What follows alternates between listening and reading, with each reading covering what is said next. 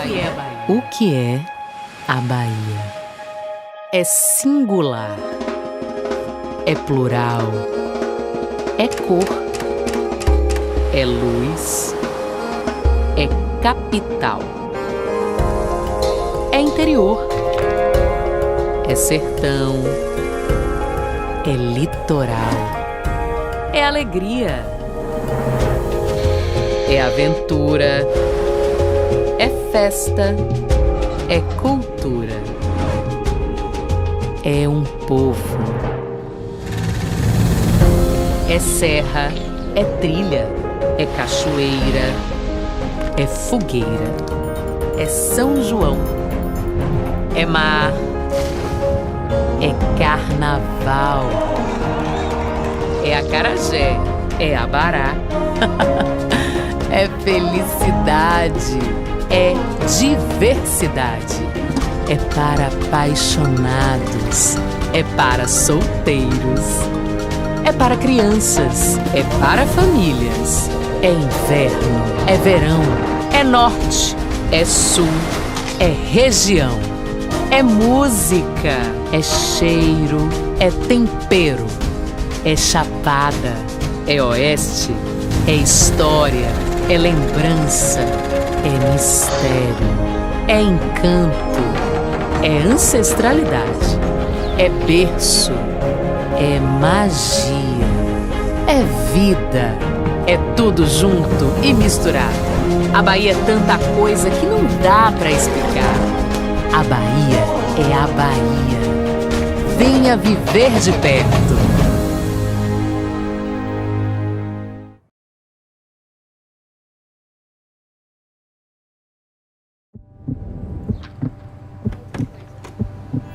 Coração não é tão simples quanto pensa. Nele cabe o que não cabe na dispensa. Cabe o meu amor, cabe em 3 vidas inteiras. Cabe uma penteadeira, cabe nós dois, cabe em 3 corações.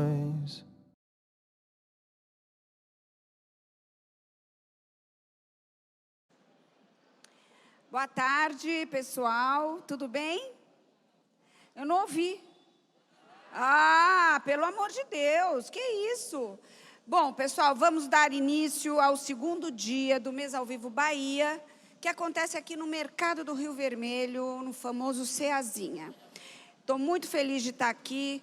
Estou muito feliz de poder apresentar este lugar tão bacana para o próprio soteropolitano e também para o Brasil inteiro que está nos assistindo aqui no Instagram da Prazeres da Mesa. Agora nós vamos iniciar o nosso dia com um chefe muito especial, o Tuca Mesomo, que vem com técnicas e toda uma cultura gaúcha. Ele é do Rio Grande do Sul. Se estabeleceu em São Paulo com o Charco, que é um restaurante muito bom, que, se vocês forem para São Paulo, recomendo vivamente. E não só eu acho isso, mas ele acabou de receber a boa notícia de que entrou na lista dos 100 melhores restaurantes do mundo pelo 50 Best, que é uma revista internacional. Pois é. Ele está no número 56 e eu tenho certeza que logo, logo ele vai estar entre os 50 facilmente. E também isso não é o mais importante. O mais importante é o que ele realmente representa para a nossa gastronomia. Ele traz técnicas, ele valoriza o pequeno produtor, o produtor familiar, do Sul e do Brasil todo. A ideia aqui do Mesa ao Vivo, e em todas as capitais em que a gente se apresenta, é justamente diminuir essa distância, né, no Brasil, porque, no fim, gente, tudo é Brasil, tudo é gastronomia brasileira. Então, o que a gente faz? A gente traz a pessoa, o chefe do Sul, para conhecer a gastronomia da Bahia e vice-versa. Então, esse universo fica mais rico, mais interessante. E fica mais fácil todo mundo aprender mais sobre a própria cultura brasileira, né? Então, eu queria que vocês recebessem o Tuca Mesomo com uma salva de palmas e eu passo a palavra a esse chefe maravilhoso. Obrigado. O que você vai fazer para a gente, Tuca? Bom, hoje eu vou preparar uma receita de pupunha com ricota e caraçumi, vou explicar. É uma conserva de ova de tainha, similar à botarga italiana, mas uma técnica diferente. E vou contar um pouquinho da minha história, a história do charco, falar um pouco dessas técnicas. Um prazer estar aqui, agradeço Mariela, a equipe da Prazeres da Mesa, por proporcionar também esses encontros, né? Ontem a gente fez um jantar maravilhoso, organizado também pela Prazeres. Foi muito elogiado, hein? E sempre um prazer estar com vocês. Então, o palco é seu. Obrigado. Boa tarde a todos. Gente, um prazer estar com vocês aqui, uma honra vir aqui falar um pouco da minha história, da minha cozinha, um pouco do que é importante para mim. Essa edição sobre cozinha de mercado, estamos aqui, né, no Mercado do Rio Vermelho. É a terceira vez que eu cozinho aqui na Bahia e nunca pude aproveitar a Bahia, então estou doido para vir conhecer as praias, conhecer um pouco mais a cultura, sempre a correria, né? Vem para o evento, cozinha, faz uma aula, volta embora. Mas sempre um prazer estar aqui. Bom, vou falar rapidinho da minha história, a história do charco, para contextualizar o que a gente vai fazer hoje. Eu sou gaúcho, de Passo Fundo, Rio Grande do Sul. Comecei minha carreira lá no Sul, depois fui para Santa Catarina, estudei, fiz uma experiência fora do Brasil, em Portugal. E depois que eu me formei, eu me estabeleci em São Paulo, segui trabalhando em restaurantes, trabalhei com grandes chefes em São Paulo. E uma coisa que sempre me despertou muito interesse, muito fascínio dentro da gastronomia é a produção artesanal, é a gente saber criar do zero algum produto que a gente precise. E comecei a estudar isso. Em 2016 eu fui morar numa fazenda no interior da Alemanha, uma fazenda de criação de porcos. Eu queria me desenvolver mais na área de charcutaria, né, de produção de embutidos, de métodos de conservação. E fui morar na casa de Keif, que vai dar uma aula aqui para vocês depois, na casa dos tios dela na Alemanha, para aprimorar essa parte, entender o que eu entrego para o meu cliente desde o começo da cadeia, né? O que o porco se alimentou, como é que isso reflete na qualidade da carne, como é que foi feito o abate e todo o processo, né, da produção de um salame, de uma copa, de um presunto. Então, eu quis trazer isso para dentro do meu restaurante. Cuidar de todas as etapas, acompanhar o meu fornecedor, quem cria esses animais que eu sirvo no meu restaurante, quem planta os vegetais que eu sirvo. Então, me aprofundei bem nessa pesquisa. E o Charco, que é o meu restaurante principal lá em São Paulo, ele se baseia muito nisso, em contar um pouco da história do sul do país, um pouco da cultura, um pouco da culinária do sul, através de produções artesanais. Então lá a gente fabrica nossos pães de fermentação natural, nós produzimos toda a charcutaria que a gente serve no restaurante, todos os embutidos, a parte de queijos e laticínios, a gente produz tudo que é fresco, que a gente consegue produzir no restaurante. Então ricota, coalhada, manteiga, a gente faz tudo sempre bem fresco. E sobremesas, né, todos os sorvetes, todas as bases. E agora a gente começou a produzir a própria cerveja dentro do restaurante. Somos um restaurante bem pequenininho, de 40 lugares. Então, é um desafio imenso numa cozinha pequena, numa estrutura pequena.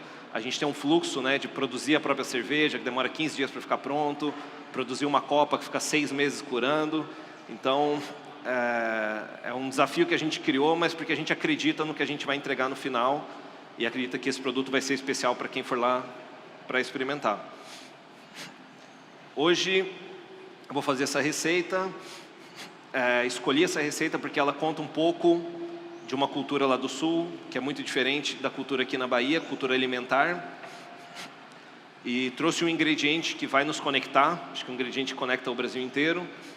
O Rio Grande do Sul é formado principalmente, o sul do país, formado principalmente por Mata Atlântica, e no Rio Grande do Sul uma parte dos Pampas, um bioma que é muito importante no Rio Grande do Sul, que vai ter produtos, vegetais, carnes muito diferentes da Mata Atlântica. E o Sul foi formado, além dos povos nativos, obviamente, que já estavam por lá, foi formado por uma imigração principalmente europeia. A gente começou com a imigração da Espanha e de Portugal, disputando aquelas terras muito vastas, campos muito amplos, e era palco de disputa até o começo do século passado. E no século passado o Brasil começou a trazer esses imigrantes para povoar essa região, para trabalhar na roça, trabalhar nas fazendas. Primeiro, os alemães que vieram, se estabeleceram mais na Serra Catarinense, uma parte do norte do Rio Grande do Sul, e a quarta colônia, que é a mais recente e a mais importante na cultura alimentar do Rio Grande do Sul, que é a italiana. Então, quando a gente fala de sul do país, a gente já pensa em churrasco, e pensa em massa, pensa muitas referências de cozinha espanhola. Santa Catarina, a gente já pensa em marreco recheado, referências muito alemãs, e Rio Grande do Sul, referência italiana absoluta, né? Tanto a parte espanhola com o churrasco, né, que se assemelha muito à Argentina, ao Uruguai, que é a nossa fronteira ali, mas depois disso a parte italiana com galeto com massa, tortelha e toda essa influência muito forte italiana. Bom, eu tive que trazer algumas preparações artesanais, eu vou explicar para vocês tudo. A nossa receita vai estar na próxima edição da Prazeres da Mesa. Lá tem o passo a passo, tem as quantidades, tudo certinho para quem quiser replicar. Eu vou explicar para vocês. E uma tendência que eu gosto de trabalhar no meu restaurante, além dessa questão artesanal, é colocar no prato o mínimo de produções necessárias para que o prato tenha complexidade, para que o prato entregue o que a gente quer. Geralmente eu não passo de 3 ou 4 itens no mesmo prato. Antigamente a gente via uma tendência onde os chefes colocavam muitos itens nos pratos para criar uma complexidade. Eu prefiro diluir isso em diferentes pratos e contar com o mínimo possível, então sempre faço esse esforço. Tem prato que eu já consegui trabalhar com 2 ingredientes apenas, isso me deixa bastante feliz, para valorizar o sabor de cada um, tá? Então vou mostrando para vocês. Pupunha, um palmito, né?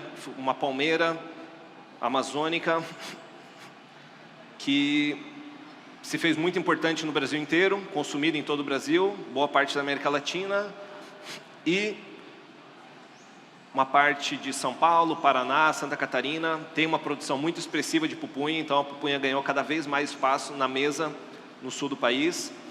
Acho que aqui na Bahia também a pupunha tem um papel muito importante, né, na alimentação, muito comum de ver nos restaurantes também. Eu trouxe o coração da pupunha já pré-assado. Então, coloquei no papel alumínio, deixei 10 minutinhos no forno, porque ela estava bem, a ponta dela, né? Então, a parte mais fina. Deixei 10 minutinhos no forno até ela ficar macia e a gente vai tostar ela para colocar no prato. Ricota é um queijo fresco, né, uma referência italiana, que você precisa só de leite e limão ou vinagre. Você precisa de leite, uma base ácida, uma receita simples de fazer. Você aquece o leite, entra com essa acidez, deixa o queijo coagular, peneira isso, tira todo o soro e forma aquela ricotinha que a gente conhece de mercado. Tem uma textura um pouco quebradiça, né, e um sabor bem leve, bem delicado. A minha dica aqui, o que a gente faz de diferente para a nossa ricota, ao invés de leite eu uso 2 partes de leite e 1 parte de creme de leite. Isso me dá mais gordura dentro da massa. O creme de leite já traz mais gordura, né? 30%, 33% de gordura. Isso faz com que a ricota já saia totalmente cremosa desse jeito. Eu não preciso rebater ela com mais creme de leite, não preciso fazer aquele creme de ricota que a gente conhece, né? Bate no liquidificador um pouco de ricota, um pouco de creme. Isso. Levo para a panela 2 litros de leite, 1 litro de creme de leite. Levo isso para aquecer. Quando estiver ali perto de 95 graus, antes do leite ferver e levantar, a gente entra com ácido, termina a cocção, ele quebra bem rapidinho, talha, a gente peneira ele e deixa, pode colocar uma peneira com Perfex, com um pano limpo, deixa ele dessorando.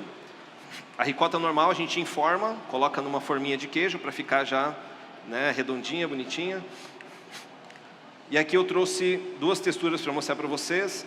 A gente deixa ela dessorando por umas 6 horas, não vai perder todo o soro, ela vai ficar com essa textura cremosa, tá? Bem fácil de fazer. Fizer de manhã em casa, à noite você já está conseguindo servir. E essa daqui a gente deixou de um dia para o outro. Então aqui a gente chama ricota bem mais seca, né? Essa daqui dá para a gente fazer aquelas bolinhas, igual se faz com queijo de cabra, colocar dentro do azeite, temperar. Então, eu trouxe as duas texturas só para mostrar a diferença do tempo que a gente deixa ela escorrendo. Tá? Essa aqui ficou de um dia para o outro, mas a que a gente vai usar para esse prato ficou em torno de 6 horas na geladeira escorrendo o soro.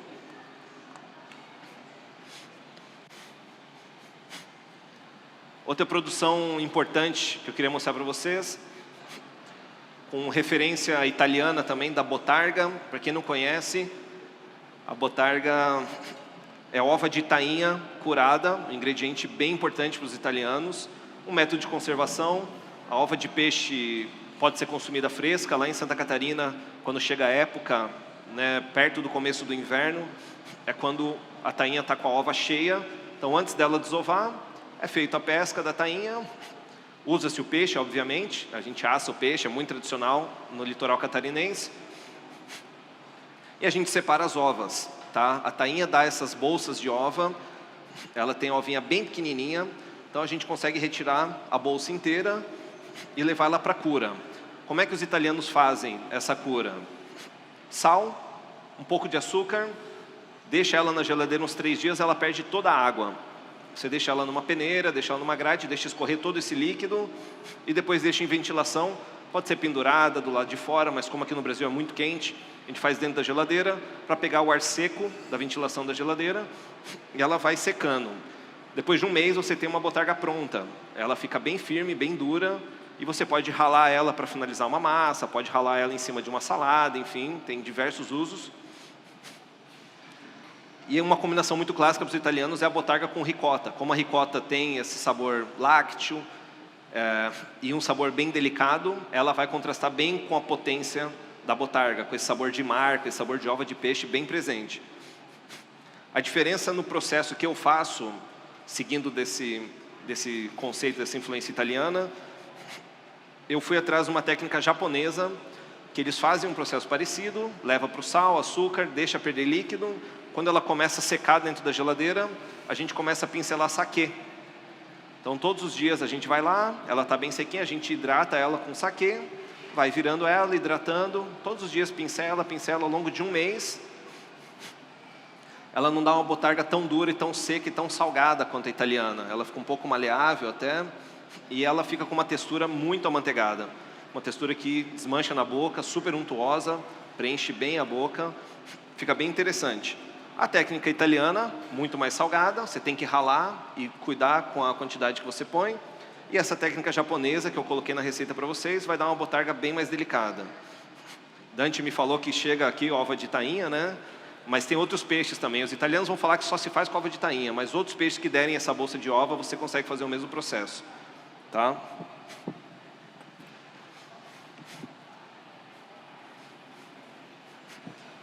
Pessoal, vamos batendo papo aí. Se alguém tiver alguma pergunta, alguma dúvida, me chama aí que a gente vai conversando. Eu estou aqui com uma frigideira. Como eu falei para vocês, eu já pré-assei a minha pupunha. Eu preferiria fazer esse processo que eu vou fazer agora numa churrasqueira.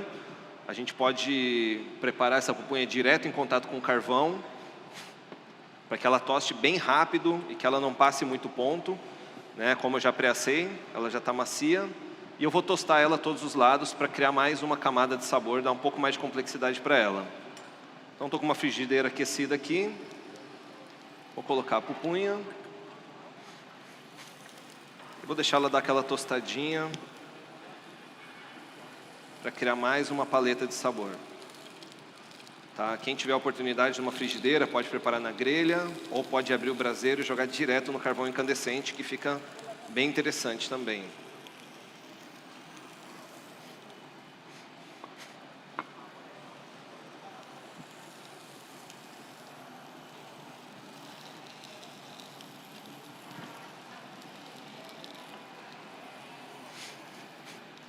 Então, basicamente aqui, como eu falei para vocês, né, é comum se comer uma tostada, um pão tostado na Itália com um pouco de ricota e um pouco de botarga ralada, combinação que vai funcionar muito bem. E eu quis trazer um elemento brasileiro, né, um produto amazônico que agora já aparece no país todo e que é muita marca do Brasil para fora também.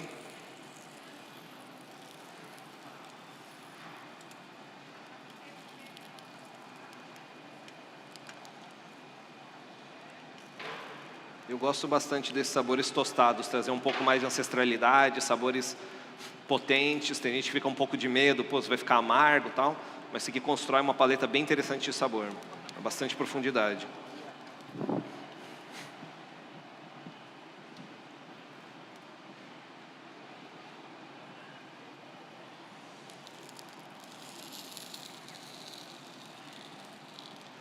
Fica de olho pra mim. Enquanto isso, eu vou cortar o nosso caraçumi, mostrar para vocês como é o interior dele. Ó. Então ele fica bem homogêneo, vocês conseguem ver? Ele fica com o centro bem homogêneo, com essa cor dourada, super bonita. Tem essa untuosidade, né? Ele tem uma gordura bem marcante. Essa gordura do peixe super saborosa, super saudável para a gente também. Isso aqui é como ouro para os italianos. E Santa Catarina, como produz muita tainha, a gente tem um dos maiores produtores de botarga do mundo lá em Santa Catarina, exportando para o mundo inteiro. Então quis mostrar, esse aqui é um produto de mercado, né? Quando a gente chega perto do inverno, você começa a ver ele em todos os lugares, lá no litoral catarinense. Vê a botarga seca, vê a ova fresca, a gente come ela grelhada, come ela frita, empanada, come ela de todo jeito.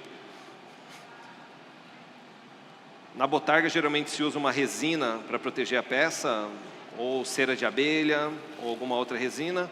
Essa aqui é a própria pele da bolsa, tá? A pele natural dela, que também protege. Eu vou retirar ela aqui.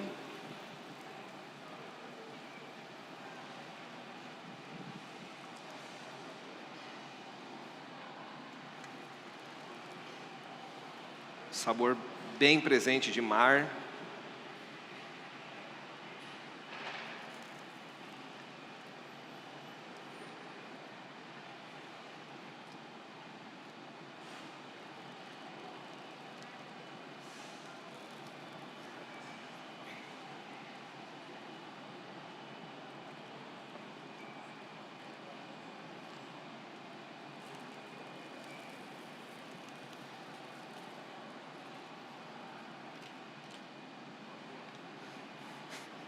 É uma técnica ancestral, um método de conservação. Comecei essa ova a curar ela em junho desse ano, a época que apareceram as ovas de tainha. Todo ano eu faço esse processo. E a tainha, se não consumir ela fresca, em 2, 3 dias ela vai ficar velha, vai ficar azeda, a gente vai descartar. Essa é uma forma de ter ova de tainha pelo ano inteiro. Então fiz esse processo quando elas apareceram, comprei lá 10 quilos de ova de tainha, curei elas todas lá no restaurante. E agora a gente consegue ter esse produtaço aqui durante o ano inteiro.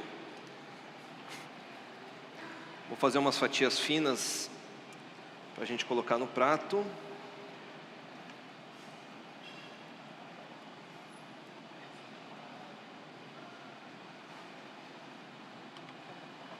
Como eu falei, a diferença do caraçumi para a botarga é que o caraçumi fica bem menos salgado.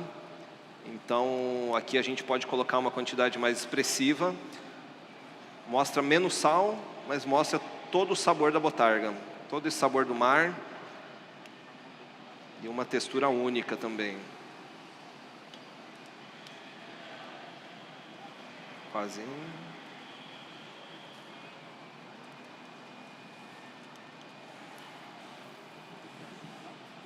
Aham.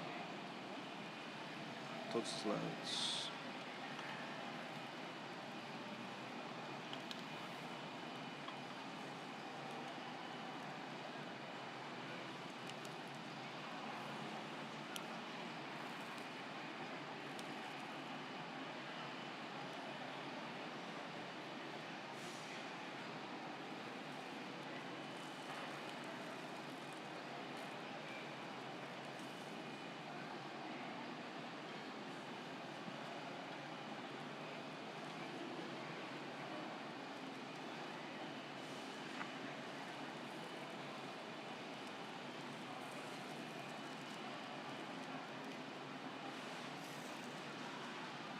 Só um pouquinho mais a gente já tira.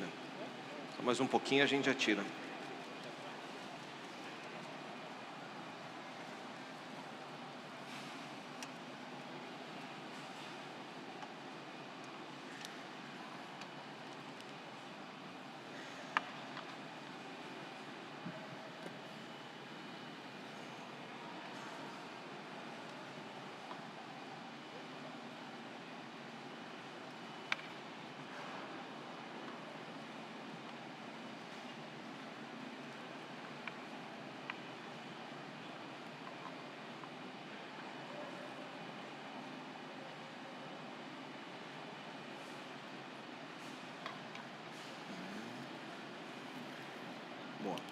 tirar já. Então aqui a gente dourou bem todos os lados, deixou esse marronzinho aqui. Fica com uma textura bem interessante, sabor mais presente também.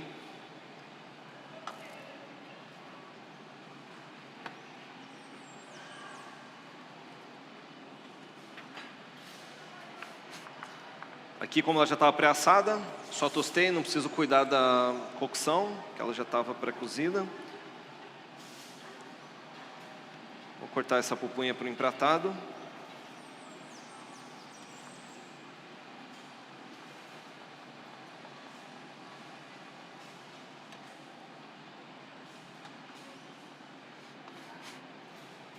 Vou deixar stand-by.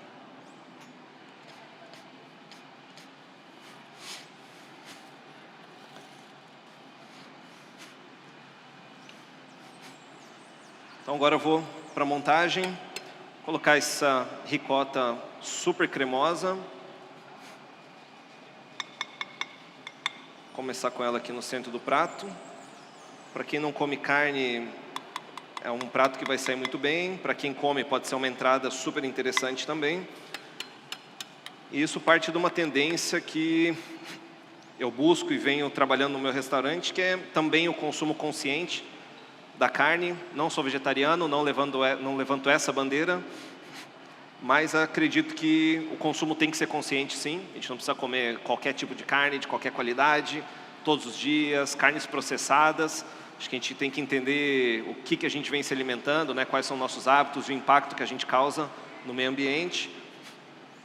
E encontrar formas também de aproveitar, né, a vida do animal que serviu de alimento para a gente, aproveitar ele em sua integridade. Vou fazer essa basezinha aqui, deixar o fundo um pouco mais fundinho.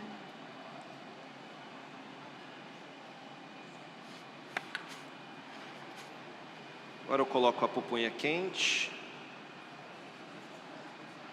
aqui no centro.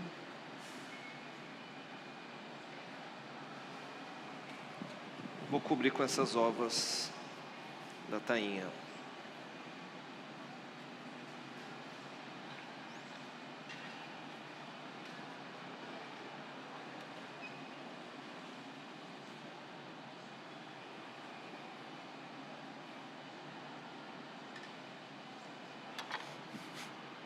Um pouquinho de azeite.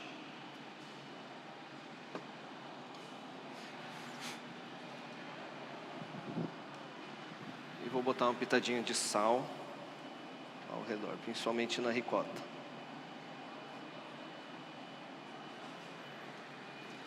Agora eu decoro esse prato. Trouxe um mix de flores aqui para deixar ele bem colorido.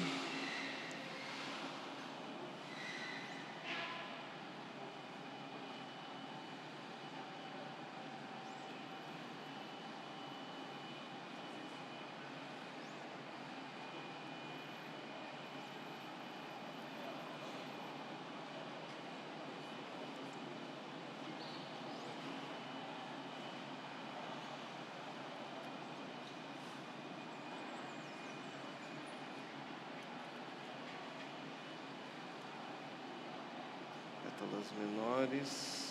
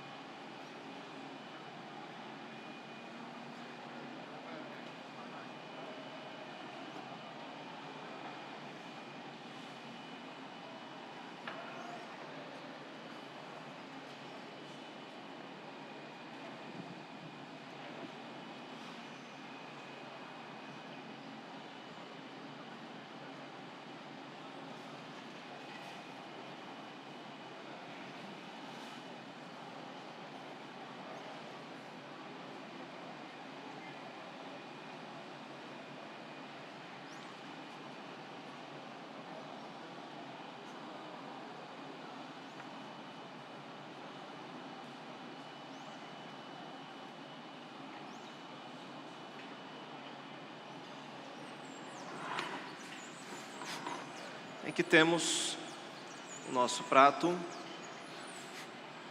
Ricota cremosa, pupunha grelhada e ovas de tainha. 3 produções, sabores que se conectam, que se encontram. Obrigado. Sabor lácteo, uma base mais delicada. A pupunha traz a textura, traz a crocância, traz esse tostado também bem interessante. E as ovas de tainha que vão trazer toda essa potência do mar, esse umami. E aqui não tão salgado quanto a receita italiana. Por isso que a gente pode botar toda essa quantidade, sem medo de ser feliz. Então, esse é o prato. Espero que vocês tenham gostado. Foi um prazer. Se alguém tiver alguma pergunta também, me chama. Agora é o momento. E esse vai para a foto. Quem quiser provar depois também tem um pedacinho aqui de caraçumi, quem ficou na curiosidade. A gente compartilha aqui o pouquinho que tem. E é isso. Alô? Pessoal, quem quer fazer pergunta? Tem pergunta na plateia? Só esperar ver Tem se... ou não tem? Não tem. Você que estava fazendo pergunta antes? Uma, tá bom. Pessoal, uma salva de palmas novamente, Tuca Mesono. Obrigado. Oi? Agora nós vamos Tainha. ter... Tuca, essa foto vai para o prato, né? Esse é... Então tá bom. Vai levar pra foto. Vai para a foto. Ok, essa foto vai para o prato, é ótimo. E quem é depois? Jorge provou ontem, né, Jorge? Maravilhoso. Aliás, estava com vontade de comer. Acho que alguém merece comer aqui. Será que não? Não tem... Montar outro aqui, montar outro pra você aqui. Licença, pessoal. Obrigado. E na sequência, nós temos um casal.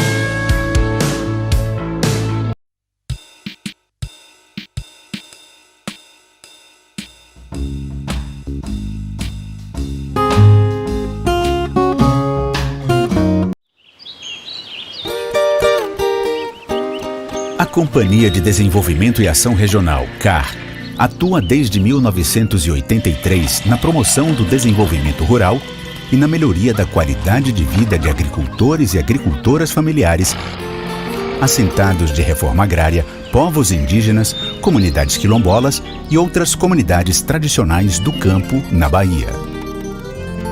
Apostando sempre nas potencialidades regionais, incentivando associações e cooperativas que investem em atividades e produtos que geram emprego e renda.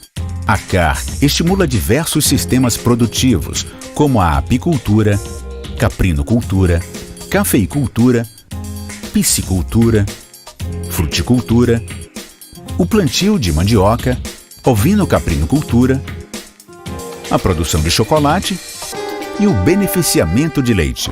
E para que tudo isso flua numa boa, contratos são firmados com organismos financeiros internacionais, além da realização de parcerias com o governo federal. E os resultados são cada vez melhores. Produtos de todas as regiões e biomas do estado estão disponíveis nas prateleiras de grandes redes de supermercados, competindo com grandes marcas e ganhando cada vez mais espaço. A CAR também apoia a implantação dos serviços de inspeção municipal, SIM, por meio dos consórcios públicos territoriais, para garantir a qualidade e segurança dos alimentos comercializados nos municípios e investe na construção ou requalificação de mercados municipais, feiras livres e outros empreendimentos que promovam e comercializem esses produtos, como o Empório da Agricultura Familiar, em Salvador, e o Armazém da Caatinga, em Juazeiro.